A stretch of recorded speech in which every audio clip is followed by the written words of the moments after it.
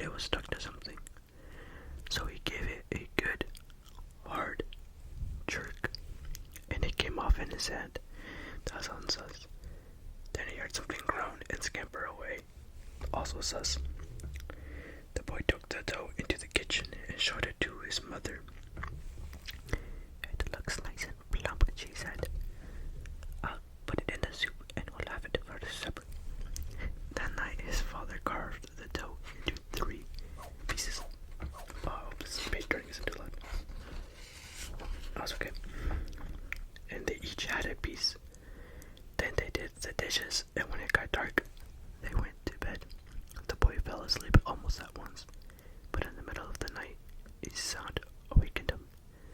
It was something out in the street. It was a voice, and it was calling to him. "Where is my dough?" It groaned. When the boy heard that, he got very scared, but he thought, "It doesn't know where I am. It never will find me." Then he heard the voice once more, only now it was closer.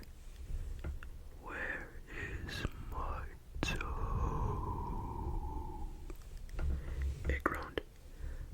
The boy pulled the blankets over his head and closed his eyes. "I'll go to sleep," he thought. "When I wake up, it will be gone." But soon he heard the back door open, and again he heard the voice. "Where is my dough?" It groaned. Then the boy heard footsteps move through the kitchen, into the dining room, into the living room, into the front hall. Then slowly they climbed the stairs. Closer. I should do footstep sounds. And closer they came. Soon they were outside his door. Well, yeah. "Where is my dough?" The voice groaned. The door opened. Shaking with fear, he listened. As the footsteps slowly moved through the dark toward his bed, then they stopped.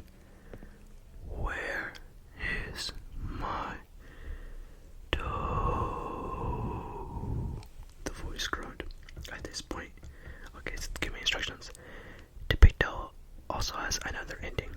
When the boy hears the voice calling for its dough, he finds a strange-looking creature up inside the chimney. The boy is so frightened he can't move. He just stands there and stares at it. Finally, he asks, "What you got such big eyes for?" Then the creature answers, "To look at you through and through." What you got such big claws for?" "To scratch up your grave." I don't think I'm doing this right. What you got such a big mouth for?" "To swallow you whole." What you got such sharp teeth for?" "To chomp your bones." Oh my god, there's so many cars out, that's crazy. It's the middle of the night where they're doing car sleep. I should give the last line pounds on one of your friends. I'm gonna jump on you. Get ready. Oh, that was that one. Okay, next one is The Walk. My uncle was walking down a lonely dirt road one day. He came upon a man who also was walking down that road. The man looked at my uncle, and my uncle looked at the man. The man was scared of my uncle, and my uncle was scared of that man. But they kept on walking, and it began to get dark. The man looked at my uncle, and my uncle looked at the man. The man was very scared of my uncle, and my uncle was very scared of that man. But they kept on walking, and they came to a big woods. It was getting darker, and the man looked at my uncle, and my uncle looked at the man. The man was really scared of my uncle, and my uncle was really scared of that man. But they kept on walking, and deep down into the woods they went. It was getting darker, and the man was terrible scared of my uncle, and my uncle was terrible scared of, and I'm supposed to scream, but I'm not gonna do that, so got scared. I got you really good. Look at y'all. Crybabies. Okay, next one. What do you come for? There was an old woman who lived all by herself, and she was very lonely. Sitting in the kitchen one night, she said, "Oh, I wish I had some company." No sooner had she spoken than down the chimney tumbled 2 feet, from which the flesh had rotted. The old woman's eyes bulged with terror. I'm gonna change my voice just to make it funny.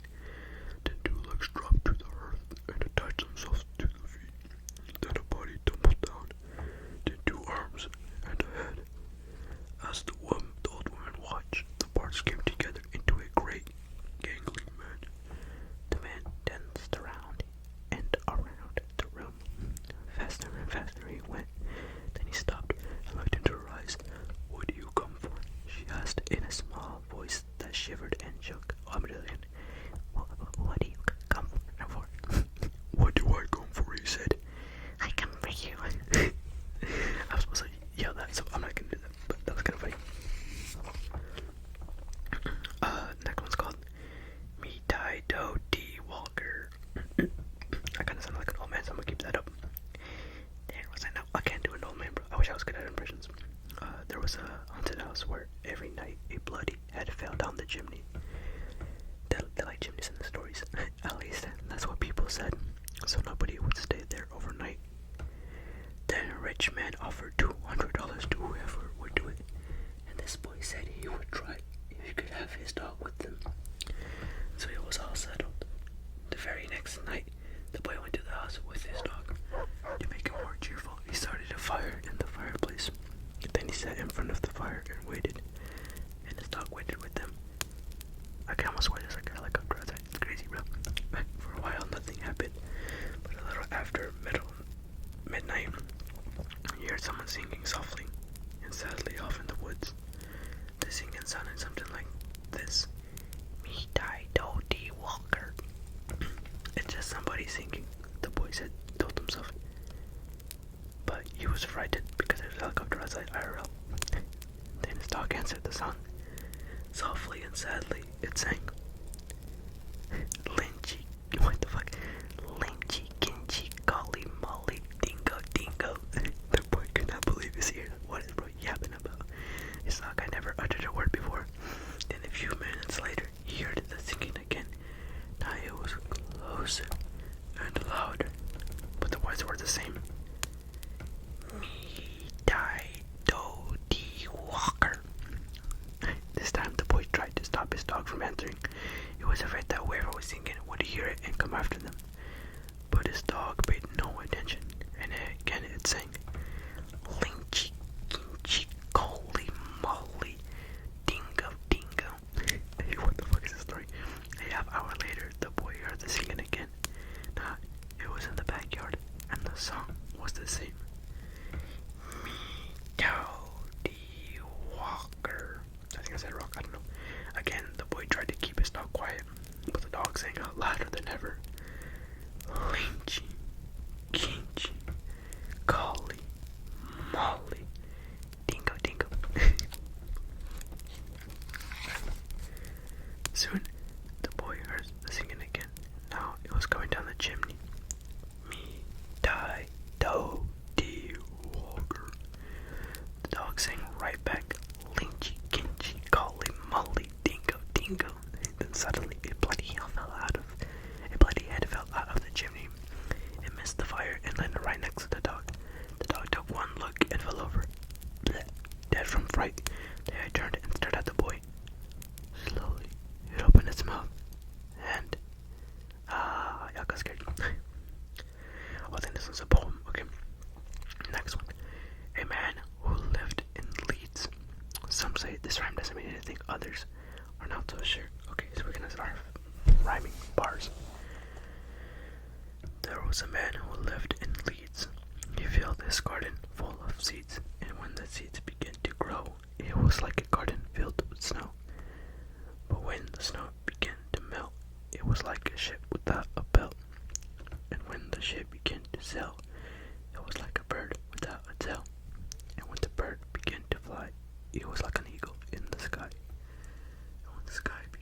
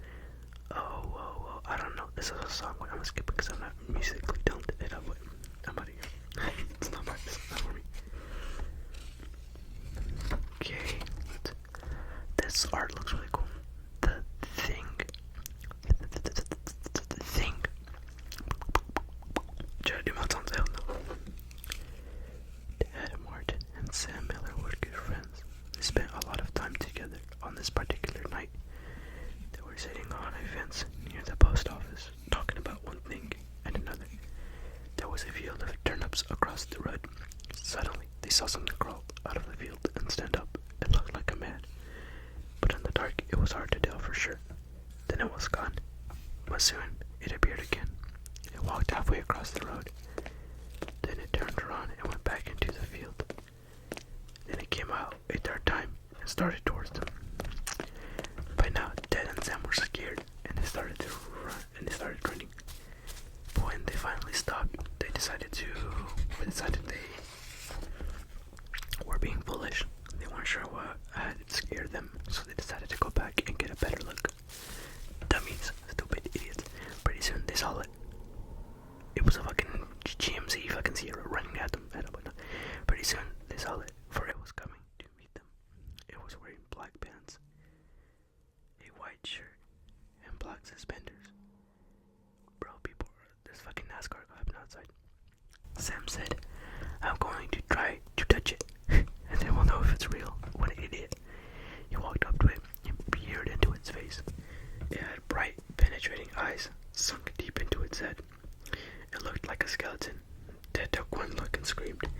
And again, he and Sam ran, but this time, the skeleton followed them. When they got to Ted's house, they stood in the doorway and watched it.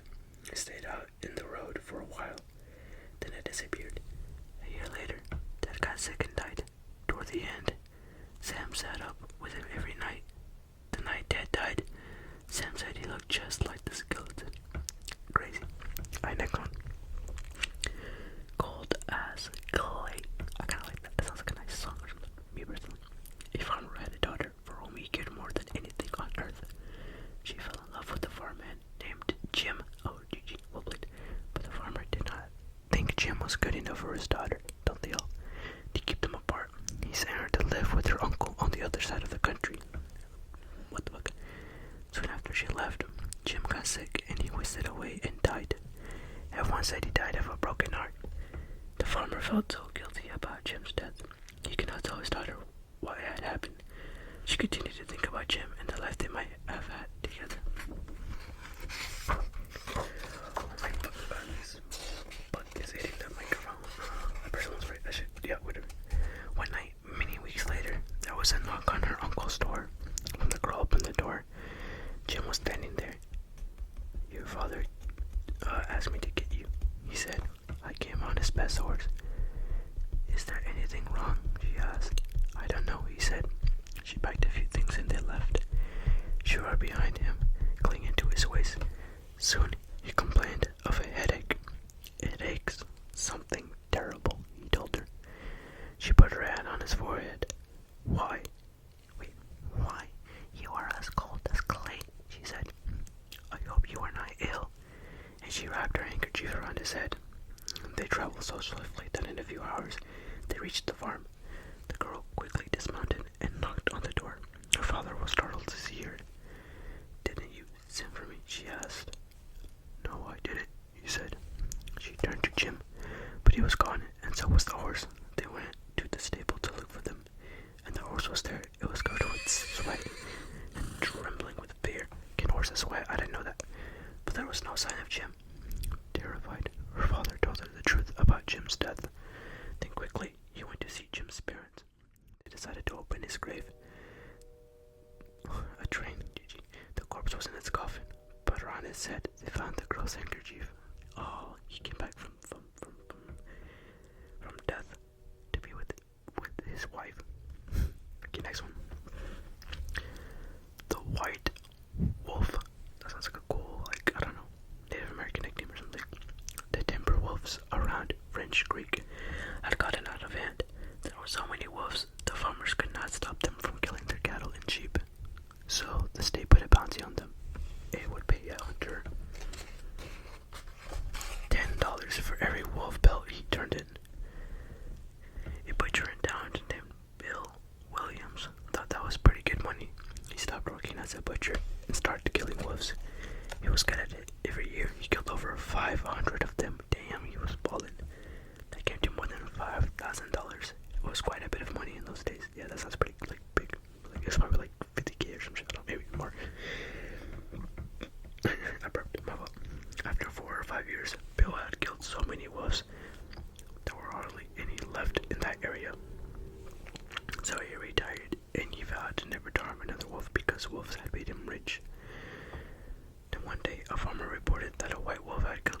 sheep.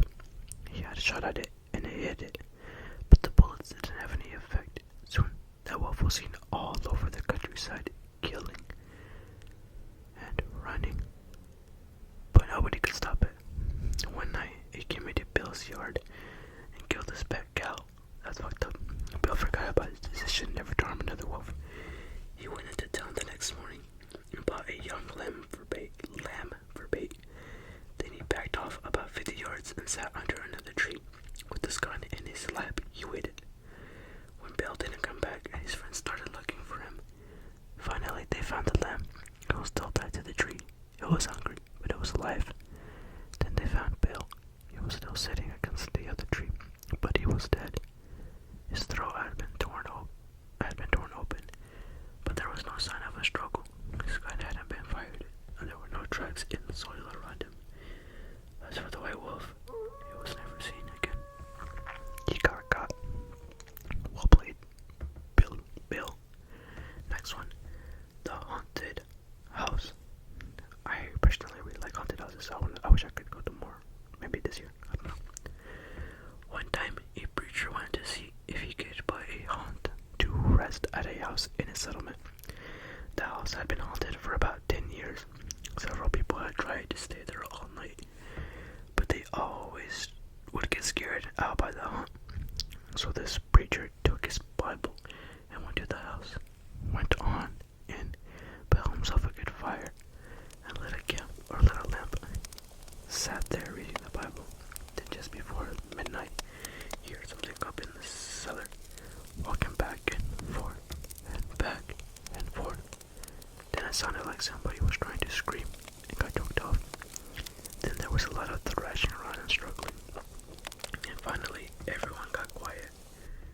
The old preacher took up his Bible again, but before he could start reading, he heard footsteps coming up the cellar stairs. He sat watching the door to the cellar, and the footsteps kept coming closer and closer and closer. He saw the doorknob turn. I should add the sound effects, that'd be good. And when the door began to open, he jumped up and hollered, "What do you want?" The door shut back easy like there wasn't a sound. The preacher was trembling a little, but he finally opened the Bible and read a while. Then he got up and laid the book on the chair and went to mending the fire. Then the haunt started walking again. And step, step, step, step, step, up the cellar stairs. The old preacher sat watching the door, saw the doorknob turn, and the door opened. It looked like a young woman. He backed up and said, "Who are you? What do you want?" Oh my god, she's ugly as fuck. The haunt sort of swayed like she didn't know what to do. Then she just faded out. The old preacher waited and waited, and when he didn't hear any more noises, he went over and shut the door. He was sweating and trembling all over, but he was a brave man, and he thought he'd be able to see it through. So he turned his chair to where he could watch, and he sat down and waited. It wasn't long before he heard the haunt start up again. Slowly, step,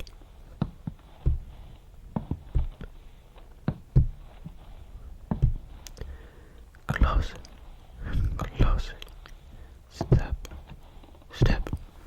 And it was right at the door. The preacher stood up and held his Bible out before him.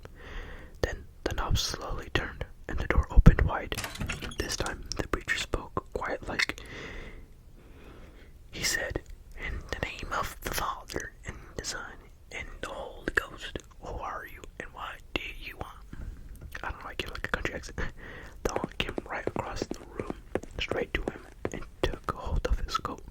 It was a young woman, about 20 years old. Her hair was torn and tangled, and the flesh was dropping off her face, so he could see the bones and part of her teeth. She had no eyeballs, but there was sort of a blue light way back in her eye sockets. She had no nose to her face.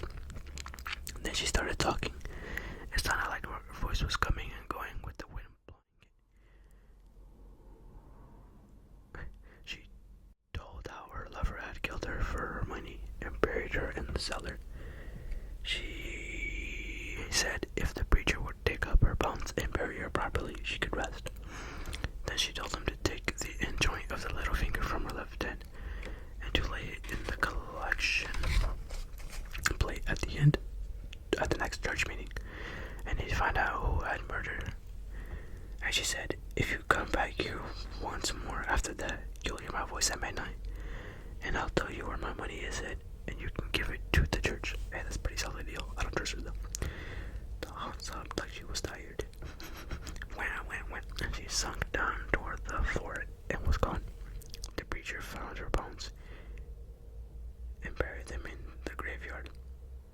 Sunday, the preacher put the finger bone in the collection plate.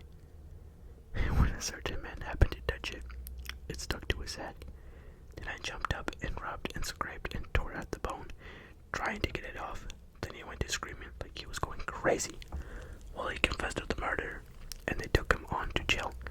After the man was hung, and the preacher went back to the house one midnight, and the haunted voice told him to dig under the earth rock.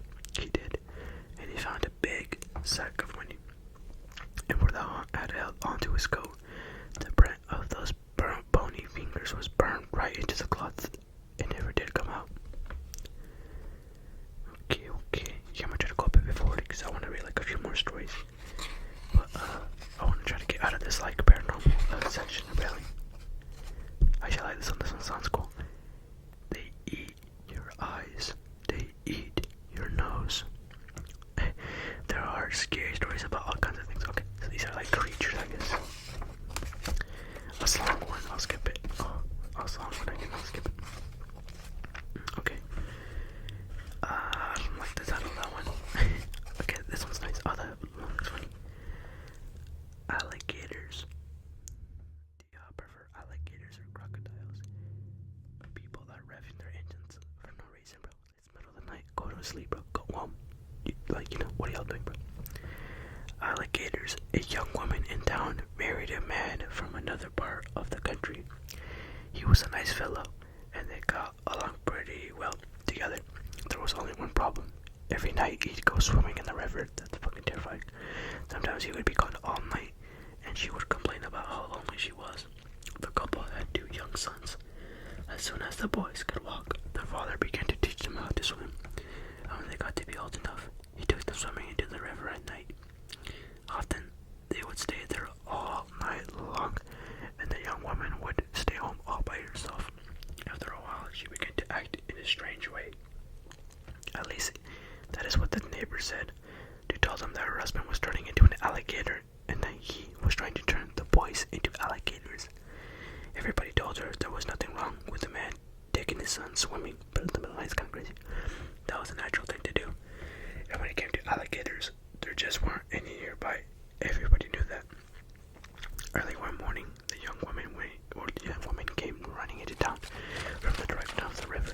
She was soaking wet. She said a big alligator and 2 little alligators had pulled her in and had tried to get her to eat a raw fish. They were her husband and her sons, she said, and they wanted her to live with them, but she had gotten away. Her doctor decided she had lost her mind, and he had her put in the hospital for a while. After that, nobody saw her husband and the boys again. They just disappeared. But now and then, a fisherman would tell about seeing alligators in the river at night. Usually, it was 1 big alligator and 2 small ones, but people said they were just making it up. Everybody knows there aren't any alligators around here. Okay, let me go for the next one.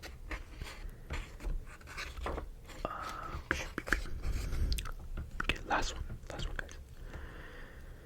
The Wendigo. A wealthy man wanted to go hunting in a part of northern Canada where a few people had ever hunted. He traveled to a trading post and tried to find a guide to take him, but no one would do it. It was too dangerous, they said. Finally, he found an Indian who needed money badly, and he agreed to take him. The Indian's name was Defago, I guess, or Defago. I don't know. I'm gonna say Defago because it sounds less aggressive. You know what I mean? You know what I mean. They made camp in the snow near a large frozen lake. For 3 days, they hunted. This dude's commenting. What a loser. But they had nothing to show for it. The third night, a windstorm came up. By the way, I'm talking about Edgar Big Buddy. He commented. He's talking trash. Y'all guys that comment, y'all are amazing. I love y'all. Wait, I lost myself. The third night, a windstorm came up. They lay in their tent, listening to the wind howling and the trees whipping back and forth. To see the storm better, the hunter opened the tent flap. White salt startled them.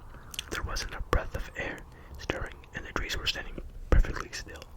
Yet he could hear the wind howling.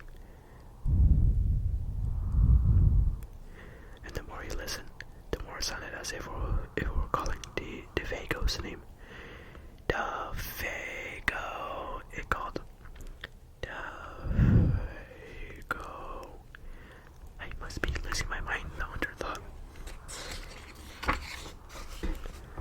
But Devago had gotten out of his sleeping bag. He was huddled in the corner of the tent, his head buried in his arms. What's this all about? The hunter asked. It's nothing, Devago said. But the wind continued to call him, and Devago became more dense and more restless. Devago, it called. Devago. Suddenly, he jumped to his feet, and he began to run from the tent. But the hunter grabbed him and wrestled him to the ground. I will cut that out. That's funny as fuck. You can't leave me out here, the hunter shouted. Then the wind called again, and Devago broke loose and ran into the darkness. And the hunter could hear him screaming as he went. Again and again he cried, "Oh, my fiery feet, my burning feet of fire." Then his voice faded away and the wind died down. At daybreak, the hunter followed Devago's tracks in the snow. They went through the woods, down toward the lake, then out onto the ice. But soon he noticed something strange. The steps Devago had taken got longer and longer. They were so long that no human being could have taken them. It was as if something had helped them to hurry away. The hunter followed the tracks out to the middle of the lake, but there they disappeared. At first, he thought that Devago had fallen through the ice, but there wasn't any hole. Then he thought that something had pulled him off the ice into the sky, but that made no sense. As he stood wondering what happened, the wind picked up again. Soon it was howling, as he had the night before. Then he heard Devago's noise. It was coming from up above. And again he heard Devago screaming, "My fiery feet, my burning feet." But there was nothing to be seen. Now the hunter wanted to leave that place as fast as he could. He went back to camp and packed. Then he left some food for Devago, and he started out. Weeks later, he reached civilization. The following year, he went back to hunt in that area again. He went to the same trading post to look for a guide. The people there could not explain what happened to Devago that night, but they had not seen him since then. "Maybe it was the Wendigo," one of them said, and he laughed. "It's supposed to come with the wind. It drags you along at a great speed until your feet are burned away. And more of you than that. Then it carries you into the sky and it drops you. It's just a crazy story." But that's what some of the Indians say. A few days later, the hunter was at the trading post. Again, an Indian came in and sat by the fire. He had a blanket wrapped around. I'm gonna show you I can add fire noises. And he wore his hat so that you couldn't see his face. The hunter thought that there was something familiar about him. He walked over and asked, Are you Devago?" The Indian didn't answer. "Do you know anything about him?" No answer. He began to wonder if something was wrong, if the man needed help, but he couldn't see his face. "Are you alright?" he asked. No answer. To get a look at him, he lifted the Indian's hat, and then he screamed. There was nothing under the hat but a pile of ashes. Alrighty guys, that's gonna be the end of this video. I'll try to edit some stuff out, like cars and stuff, and maybe, just maybe, I'll add, like, if I can, I'll try to add in some sound effects like footsteps and oh my god, you know, and like fire or wind, because I was trying to like do my own, like, you know, thing, like, you know, I was tapping my fingers for, oh my god, for beats, for footsteps, and blowing on the mic for wind sounds. But yeah, hope y'all enjoyed, and hopefully y'all are asleep.